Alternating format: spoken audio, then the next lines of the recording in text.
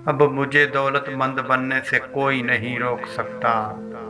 ये मेरा महल है और मैं उसकी मलका। वो खुद को आईने में देखती हुई गुरूर से बोली थी। लाल लहंगा उस पर खूब जज रहा था। उसकी नज़र में मगर दर हकीकत यही उसकी मौत का सामान बनने वाला था। सब मेहमान भी आ गए थे।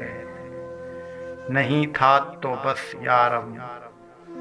अंकल यारम को फ़ोन करे ना, कहाँ रह गया।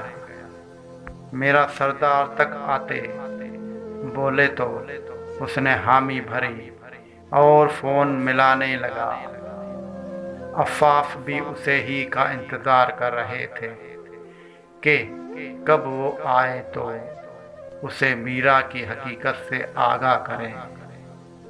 आज का ही दिन था जब वो यारम को मीरा के जंगल से आज़ाद करवा लेते और फिर इंतज़ार ख़त्म हुआ था।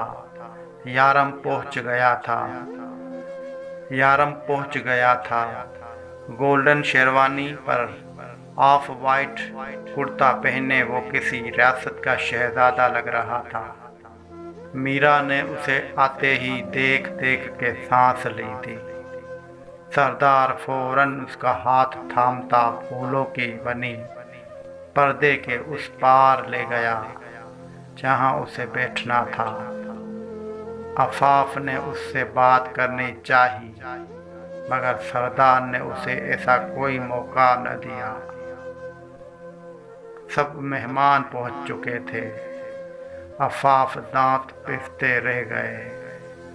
क्या वो अपने बच्चे को बचा नहीं पाएंगे?